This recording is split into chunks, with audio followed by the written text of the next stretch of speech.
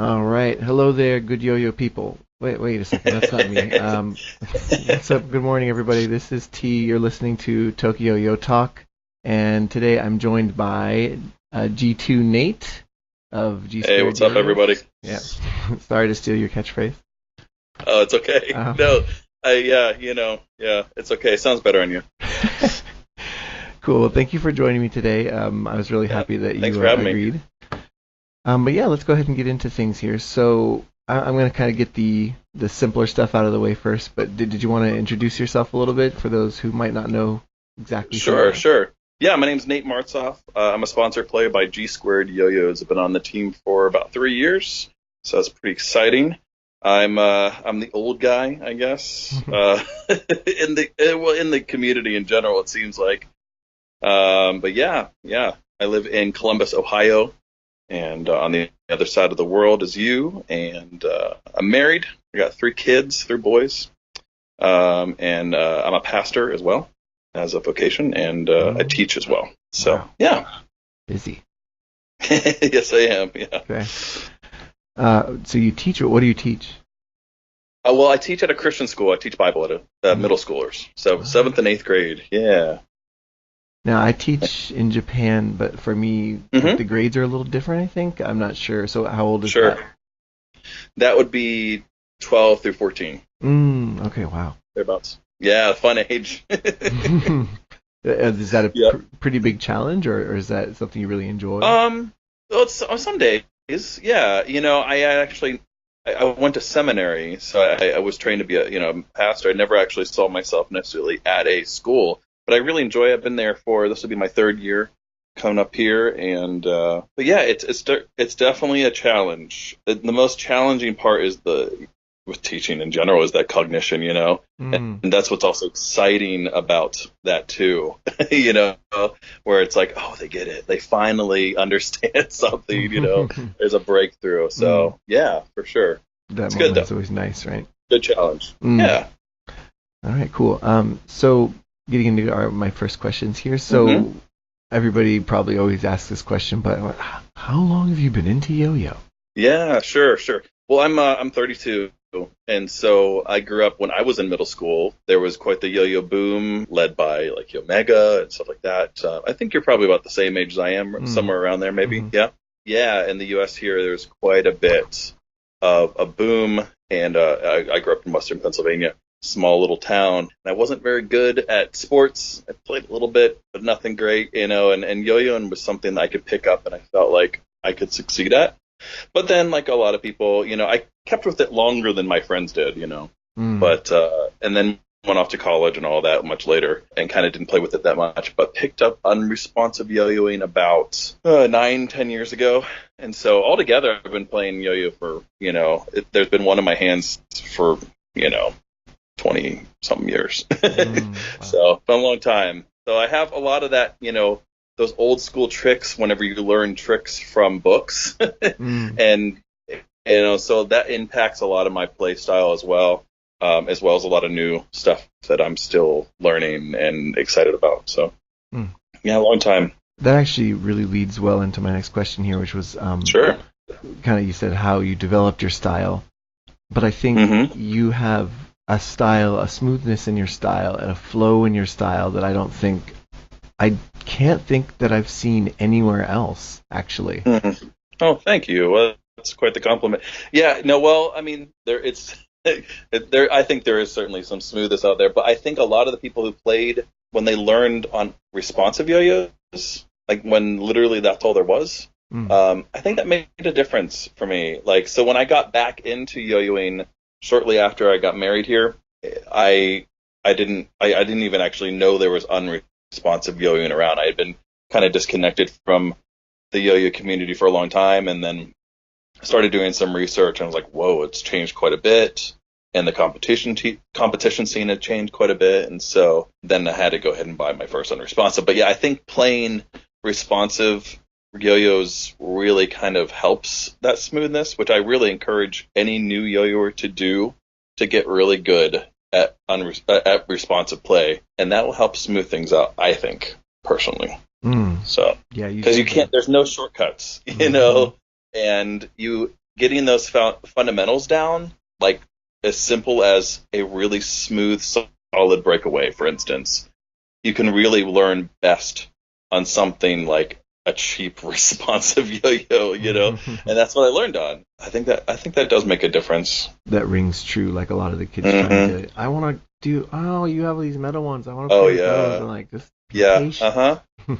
Yep. Yeah, we have a yo-yo club here too, and we get new kids on all the time that are like, "Oh, I saw this online." I'm like, "Well, you don't know how to put the yo-yo on your finger yet." You know what I mean? So it's like you don't know how to wind the yo-yo yet. So you need to slow down, pump the brakes, and learn the fundamentals. And sometimes they don't know where the fundamentals are. Like they'll go online and they'll try to learn some advanced trick. And you're like, well, there's about 50 elements in there that you need to learn first. Right. That's why sites like Yo-Yo Expert and all that, where you actually have a list of, hey, this is the tricks you should work on first before you get to an expert. I think so many young players are new to the sport, just want to just get right into it, which is exciting, like you do.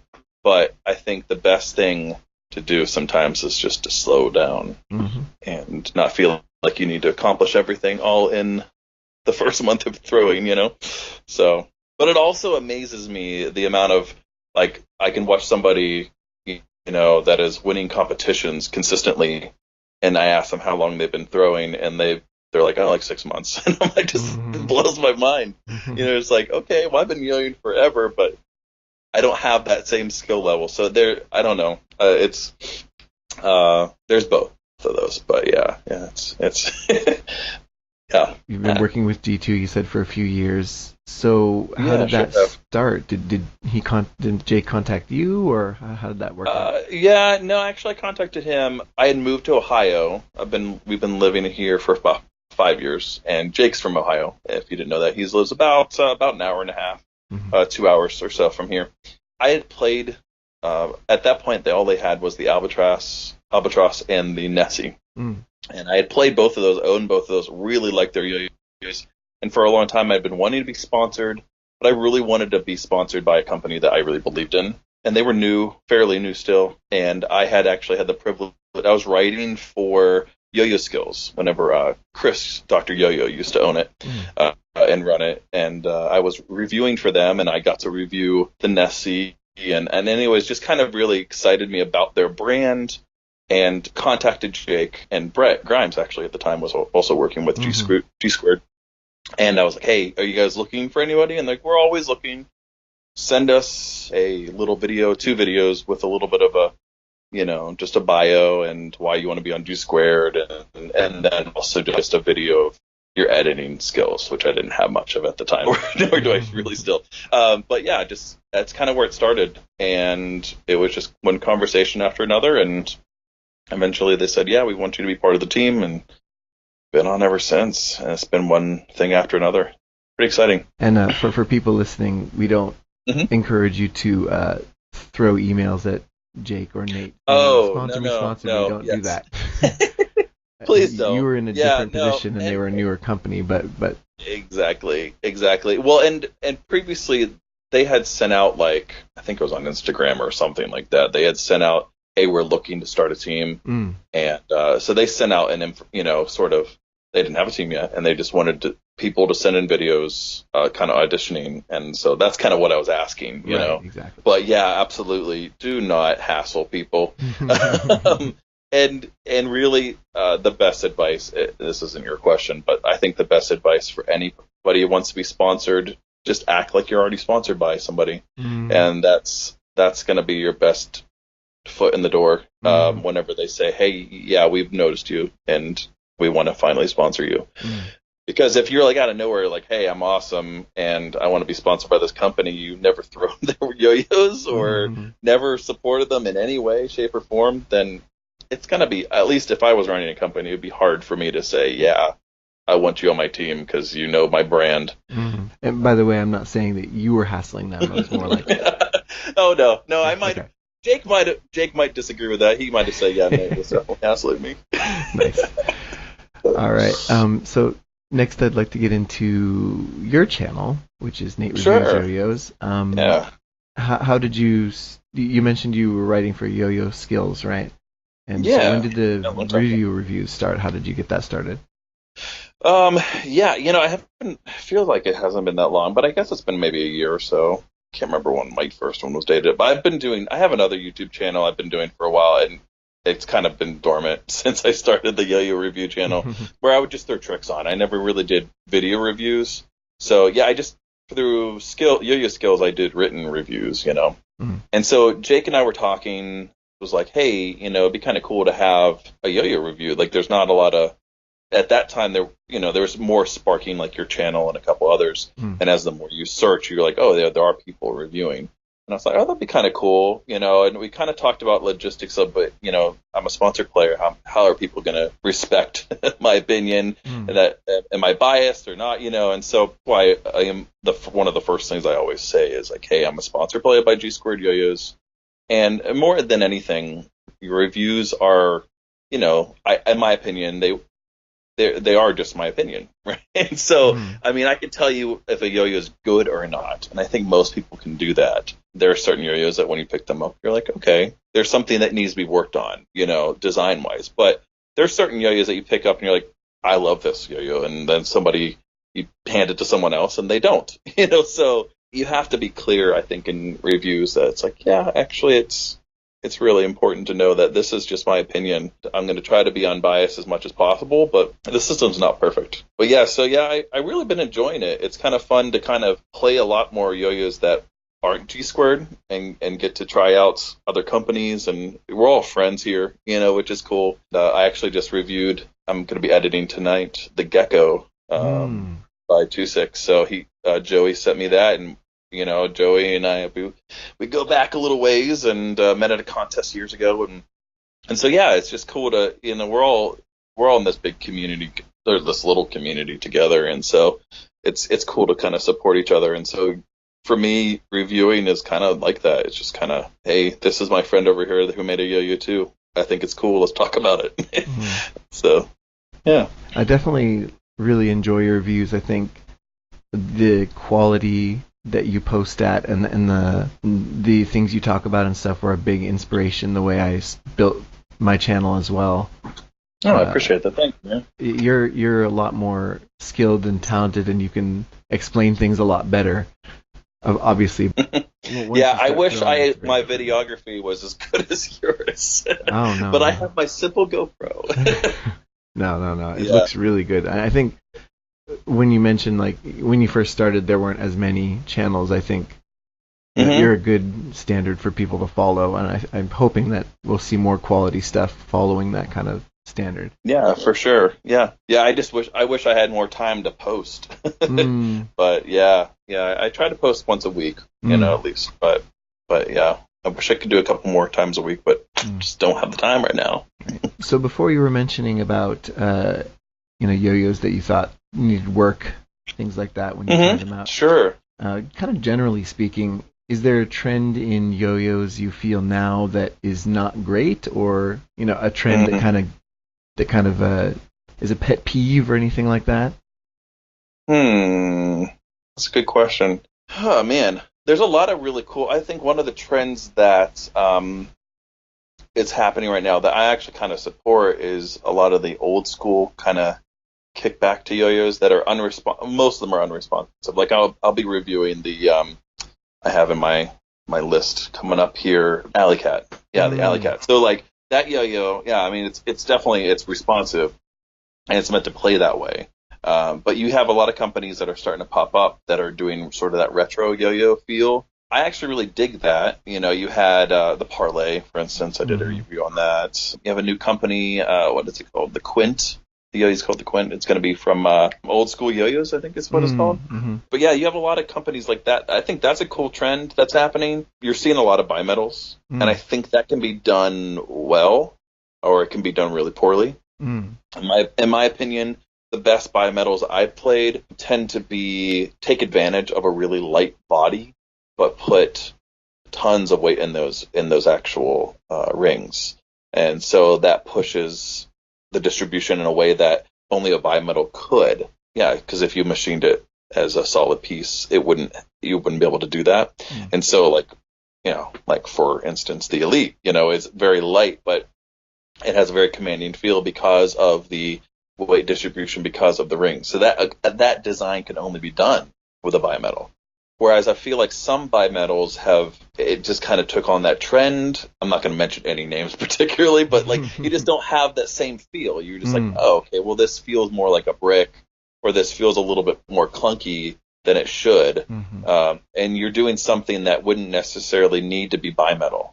So if you're going to do something, use that design and I'm not a designer, so I'm not going to speak exactly like one, but I mean, in my opinion and what I've seen and what I've reviewed, the best ones are the ones that do something unique that you can only do with a bimetal. And so if you're putting out just a bimetal just to have a bimetal in your line of yo-yos, I feel like that's wasting the actual design potential. So that's what I'd say about that.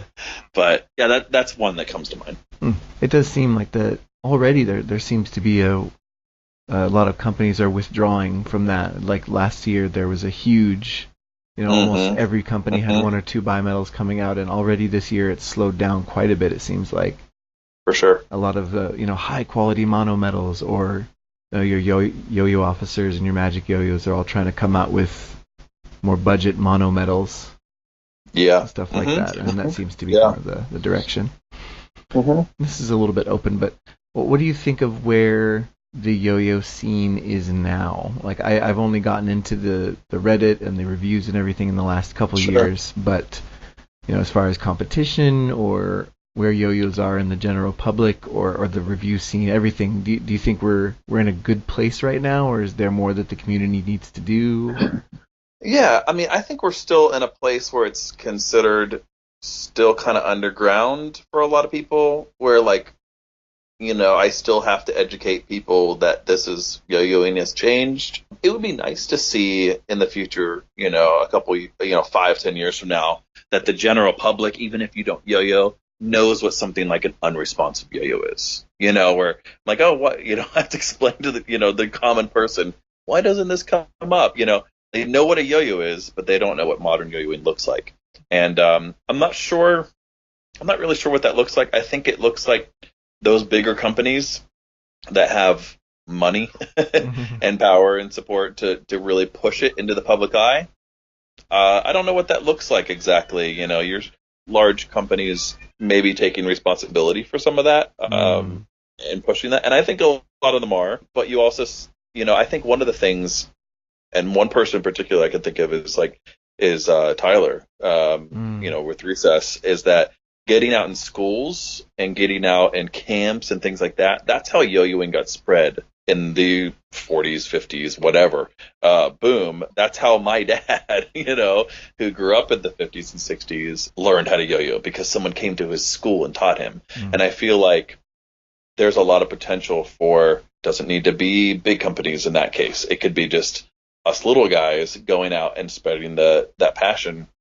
But seeing more teams like they used to have Duncan teams and things like that would travel, and they still have those. They had them for a while. I don't know if they currently do, but it'd be good to see kind of that happening again and spreading the love of yo-yoing. And but I think through schools, through camps, things like that, and getting kids passionate about something beyond their screens that they're holding would be kind of cool. I don't know if there's an answer to that.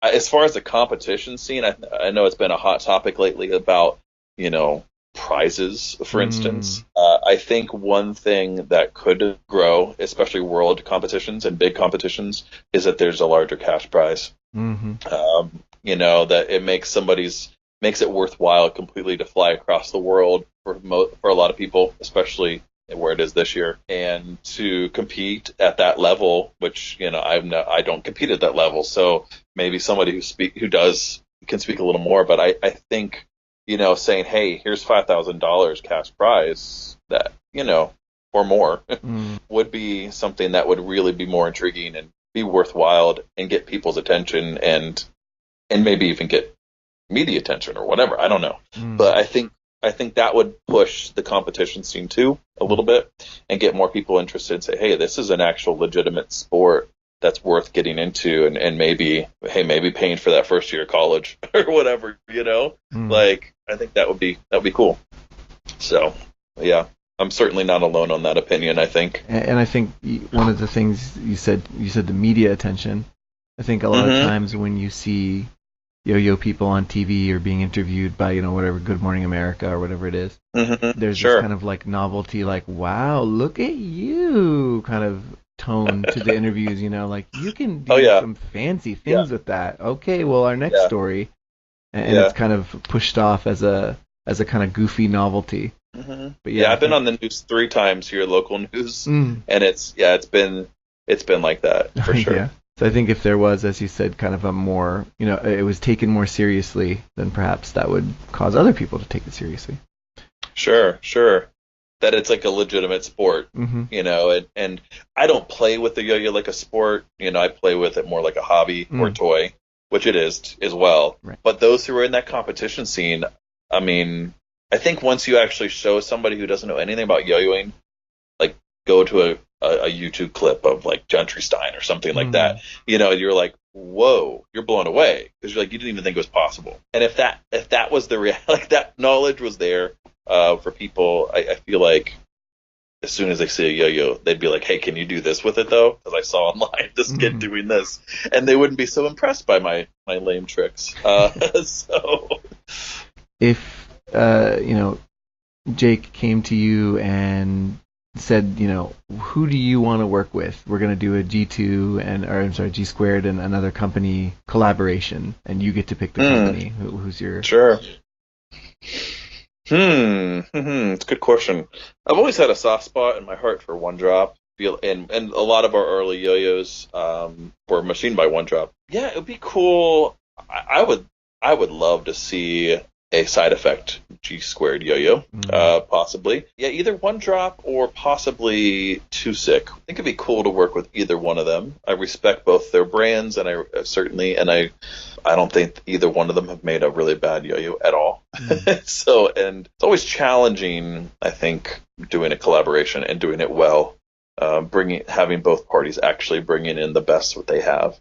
And so you have to kind of find a company that's at your same level, I think. And so those two come to mind. Imagine an apocalyptic world full of darkness where G Squared does not exist and Jake is, building race car engines. And there's no G Squared. What company are you working for? Oh, geez. Yeah. I probably have to start my own company, I guess. Oh, nice. Yeah, maybe.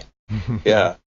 I've never really given that too much thought. I think at one point or another, I kind of wanted to be on One Drop, and but that was a long time ago. But then, kind of when I moved to Ohio, I was like, I kind of want to do something a little more local, which I felt like that's as local as I could get. There's a lot of great people out there, and that I think their brand I definitely respect, and they've been consistent. And One Drop, that is, and.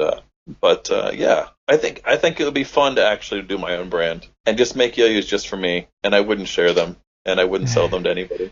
So, but yeah, they'd just be for me. It would be a company only. That would be my company. Yeah, it'd be just. I wouldn't even. Yeah, it'd just be selfishness. Yeah. Yeah. Very nice. All right. Well, let's see here. I had a few questions here from on Instagram from ESOX Draws. He asks, many people swear by your reviews. What makes them so different, and when do you feel a reviewer starts to lose objectivity? Oh, yeah. It's a good question. I think one of the things that makes my channel in particularly, I'm very selective of what yo-yos I want to review. And I've not been at it very long, so I'm not getting like a ton of people like, hey, I want you to review my yo-yo. But most of my yo-yos at this point are high-end.